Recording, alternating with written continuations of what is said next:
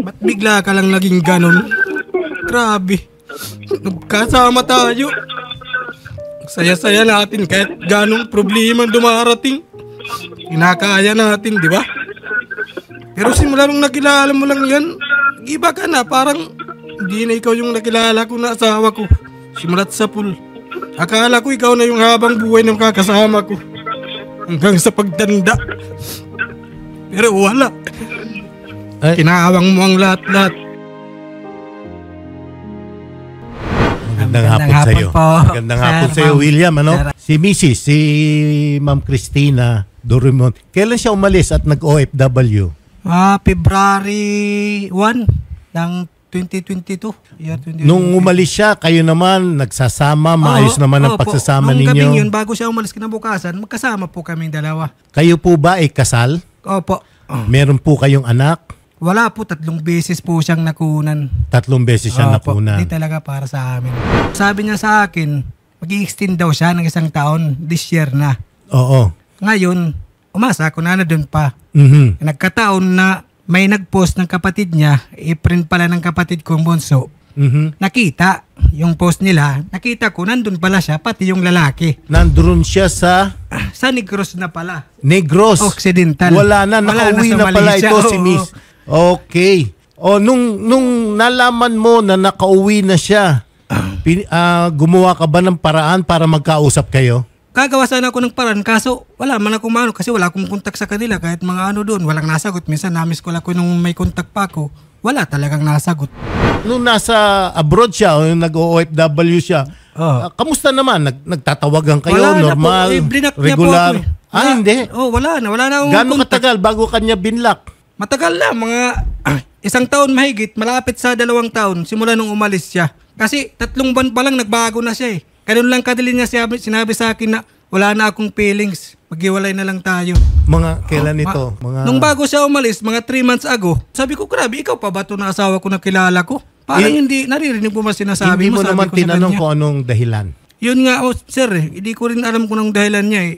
Nung una, pinatawad ko rin sila kasi nahuli ko yan sila nung magkasama pa kami nasa Las Piñas ako. Oo. Tapos siya nasa accommodation center. Oo. Ngayon, sabi ko sa kanya, nung isang gabing yun, una ko matulog kasi pagod ako. Ngayon, sabi niya, okay. Patutulog sana ako na. Hindi ako makatulog. Ngayon, in-open ko yung Facebook niya kasi na-open ko naman. Nakita ko yung kumpo nila, busy pala silang dalawa sa ganunan, bingbangan. Ma'am Cristina, nakikilala mo pa ba siya? Ayan andito si William. Okay. Anong layunin mo? Parang wala na rin akong sir, nawala na rin yung feelings ko sa kanya simula nung una na. Kausapin mo na siya ng diretsohan. Oo. Sa ginawa niya sa akin ba? Wala ka naman palang feelings. Bakit napapatol-patol po ka pa? Hindi ko matanggap na yun ang ginagawa niyo. Hindi naman pwedeng baliwalain ko lang kasi ako lang nasasaktan samantalang kayo nag-happy-happy. One month pa lang kami magka-chat ng lalaki. Bakit di mo ako inano, di ba? Dapat napatulpo ka na nun. Ang dami mo ng mga apakulo. Alam kong wala pa akong lakas ng loob nun kasi nag-apply pa lang ako ng trabaho bago pa lang. Nangangapa pa ako, wala akong pera-pera, nangihiram lang ako. Pero ikaw nagbago. Ang ganda-ganda ng mga plano natin sa buhay. Ko lahat tiniis ko. Pero ikaw nag-ano ka. Jesus, ang galing mo maggawa-gawa ng kwento. Hindi, wala akong kwento. Christina, bago ka pa raw umalis patungo sa Malaysia ba, may pagdududa na raw itong si William na meron ka na raw karelasyon? Opo, inaamin ko, may chat po ako. 1 month pa lang po kami, alam na ni William yon. Ang ginawa po niya, hiningan niya ng pera yung lalaki kasi nga daw siniran ng lalaki yung relasyon namin. Binigyan naman po siya ng pera, di ko alam. Inutang ko po yun, sir. At yung pera na yun, ginamit ko yun sa panggastos pag-alis niya. Paano ka nakagastos, William? Ang laki-laki ng utang ko bago ako nakaalis. Jesus, Ginoo ko patawarin. Nangutang yung tatay ko dito para makaalis ako. Kailan mo, Christina, sinabi na maghiwalay na kayo netong si William? Bago po ako umalis. Tapos naulit ito, sabi mo, nung nandoon na siya sa Malaysia, William? Maliban pa dun. Nung una, maliban sa Alex niya, hindi ko pa confirm na sila talaga. Mayroon pa siyang ibang lalaki. Yung picture mo na nagiinom kayo, nasabi mo, sana maulit pa itong makailang tower pa. Wow! Hoy, barkada ko lang yun. Si Alex. Yan na nga ba sinasabi? Bibingbangan na yun sila. Siguro buntis na nga ata kasi nandun na sa kanila eh. Ngayon nakauwi na andun Oy, na sa amin. William, FYI lang, 20 na ako nakauwi. Umuwi ako dahil graduation ni Gab. Wow, FYI English yun ah. Sino yung Gab? Anak ko po. Pagkadalaga niya, pero tinanggap ko siya kahit may anak siya, minahal ko siya ng totoo. Pero Oo, ngayon, ako lang, pero Ngayon, kasama anak ko. pagkaalis lang siya, nagbago na. Nandito ako para maayos lang kung ano, hiwalay na pero gusto ko mapanagutan din ng lalaki yung ginawa niya kasi yung lalaki kasal din at may Okay. 2 anak. So ma'am, sino daw po yung sinasabi ni sir na kabengbang niyo daw po sa chat? Sa chat. natawa si Mang Chris. Saka doon po sa kanila yun. Taga-80 po yun. Pero aminado po kayo ma'am na nakatalik niyo na po yun ma'am. Hindi pa po. Oh, wow. Doon natutulog. Alangan naman di kayo magtabi sa kwarto. Saan siya natutulog? Sa labas? Parang mga bata naman ang ano nyo na ganyan na walang mangyayari. Doon sa labas matutulog. Ikaw dyan, nagpunta nga dyan para sa'yo dahil mahal ka. Tapos sasabihin mo wala pa. Ang dali lang sabihin yan. Ang party list na masasandalan. Axia yes. Pero para patas lang po, Ma'am Christina, ano po ba yung pinakarason bakit bigla po kayong hindi na po nagparamdam? Hindi naman po as in, hindi ako naparamdam. Sinachat ko po siya. Siya yung nagsabi sa akin na wag na ako mag-chat sa Ah, kanya. wow, nabaliktad. Ako patuloy. Napagod po ba kayo dahil siya ay mabisyo, may babain? Di po kasi niya tanggap anak ko. Ilan taon na po ba yung anak niyo, ma'am? 12 years old po. Ilang years na po kayo? 10 years lampas na sobra. Oh, ang tagal na nun.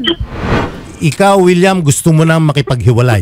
Oh, ganun na lang sir kasi wala Ikaw din, sinabi mo na rin, maliwanag din, Christina, na gusto mo nang maghiwalay.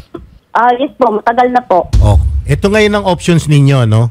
Doon sa mga sinabi ninyo na obserbahan ko, ang unang-unan yung pwedeng gawin kayong dalawa, mag-file na kayo ng annulment. Waray Kasi kwarte. kasal kayo eh.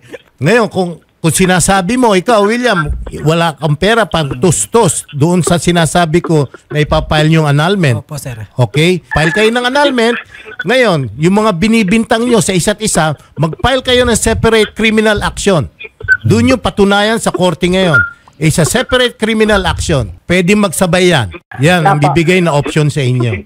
Para naman matahimik kayo parehas. Paano pala Kayo. yung lalaki sir? Okay lang yun. Ano yun? Yung lalaki niya okay lang. Walang Pailan mo rin ng kaso. Pailan mo rin ng kaso. May asawa rin yung... Opo, 2 yung anak. Ngayon, yung agency nyo yan, yung nagpaakyat yan sa barko, yung asawa niya, mataas din daw ang oranggo dyan sa sa agency na yan, na agency ng Alex na yan. Oh, yun. Ngayon, walang magawa. Pwede ka mag-file din doon. Parang tinutolerate niya lang Seaman yung asawa pala, niya. seaman. Opo. Oo.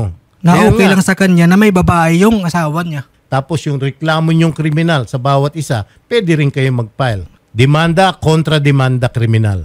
Yun na lang magiging options natin. Ma'am, si sir kasi longing siya sa reply mo, longing siya sa mga mensahe mo dahil hindi nga po kayo nakapag-usap ng maayos. Okay na po kasi sinabi na naman po niya dati na magiging masaya na lang po kami sa isa't isa. Mano lang kasi sa ramdaman, at least ngayon na palabas ko na ba yung inanain ko ba? Yan naman po kung saan ako nakatira eh. Bakit di niya ako puntahan para mag-usap ka? Oh, yung pala naman eh. Haranahin natin. Gusto mo? Samahan kita. Upa tayo ng gitarista. Haranahin natin, William. Wala na si Prol Boy, patay na. Sinong kakanta? Christina, meron pa bang puwang sa puso mo? Ito si William. Hindi naman po maiwasan po yun, sir, kasi matagal din po kami Oh, yan. nagsama. Napapangiti na si Christina. Oh, yan. Oh, William. Oh. Oh. Siguro naman magkita kayo. Yung, halimbawa, mag-date kayo minsan. Sama mo yung anak mo. Nagiging mabigat lang sa dibdib ko sa sobrang tagal na magkasama tayo ba tapos naging ganun ka kaagad ba? Ba't napapatanong ako kung bakit? Bakit kaya? Minahal naman kita ng totoo eh. Ba't bigla ka lang naging ganun? Grabe. Nagkasama tayo. Saya-saya natin kahit ganong problema dumarating. Kinakaya natin, di ba? Pero simula nung nakilala mo lang yan, iba ka na. Parang hindi na ikaw yung nakilala ko na asawa ko. Simulat sa pool. Akala ko ikaw na yung habang buhay ng kakasama ko. Hanggang sa pagtanda. Pero wala. Kinahawang mo ang lahat-lahat. Kung sakali man po ba na bibigyan po namin kayo ng pamasahe, pauwi po ng Negros Occidental para makasama niyo po si Ma'am Christina. Pwede Ayos rin pa naman. William. Ano yun? Uy, ano? Sige, Oo nga, ano yun ay? Para naman kinikilig to si Christina. Hindi. Kasi nagtatanong ako inatawag mong pangalan ko ano yun, Han? Uy, makahal. Grabe naman. Kailan man, simula na umalis ka, hindi naman ako nagbago at yung tawag ko sa iyo Pero ikaw yung nagbago Alam ko naman na malaking pagkukulang ko about financial, hindi ako mayaman Maliban sa lalaki mo na ngayon na may pera, ako wala. Kahit minsan na matutulog na ako, naiisip kita. Alam mo, mag-ano na lang tayo, mag-usap na lang tayong dalawa. Oo, wala naman problema. Hindi na rin naman tayo magkakabalikan kahit kailan. Kasi kapag makipagbalikan pa ako, alam ko na lahat naman isusumbat mo pa rin. Parang nahati na kasi yung feelings ko sa iyo, hindi katulad nung dati na buo, maliban sa 100%, 150% pa yun. Ngayon, parang nasa kalahati na lang sa 150% na feelings ko sa iyo Maliwanag kay Ma'am Christina na gusto niya mag-usap kayo uli. Sige, gawan na lang natin ng paraan, Shari, na magkausap sila. For the last time, bigyan nila ng pagkakataon, ano? May pinapabigay po sa inyo si Senator. May pinapabigay sa'yo. Robust man to. Ano yan? Subukan mo, At saka epektibo yan. matagal na rin kung walang pag sa Hawaii, pagbingbangan, wala na rin. Kung sakali man po, sir, na kami ay si ma'am, kinikilig na naman si ma'am. Kung sakali man po, sir, na syempre makapag-usap po kayo, yan may option naman po yan, sir. Pero ang sa amin, sir, makapag-usap po kayo ng maayos. Di po ba? Kung wala po talaga, dito po sa programa ni Senator Raffy, kahit po kasal kayo, hindi na talaga kaya, hindi po namin pag-aanahin, sir. Sige po, ma'am. Pag-uusapin po Maraming namin kayo, sir, wag po kayo mag-alala. Gagawa po kami ng paraan para makapag-usap po kayo. Kung si Ma'am Christina po ang paluluwasin natin or kayo po ang luluwas doon, sabihan niyo lang po kami, sir, ha? Opo, ma'am, maraming salamat. Ito, bigay sa akin, Sir Idol. Ang problema ko nito, saan ko naman ito gagamitin? Ayun na nga. Ikaw, Ma'am Christina, ang makakasagot niyan, ma'am. Siya kakasal. Gamitin ng one time, big time yan. Magbutas ka na lang muna sa saging, William. Mukhang magkamaayos din to Sana mag-iingat kayo palagi kung sakali man na kayo na bahala sa sarili mo na kung saan ka masaya, doon ka na lang sa masaya ka at makakaya ang lahat na bigay sa'yo. Ako, iwan ko lang kung mai-inlove pa ako nito, wala na atay. Kasi kala ko ikaw na pero wala pala. Mga pangako natin sa isa't isa. Wala. Maging masaya na lang po kami pareho. Saka mag-iingat po yan lagi. Okay.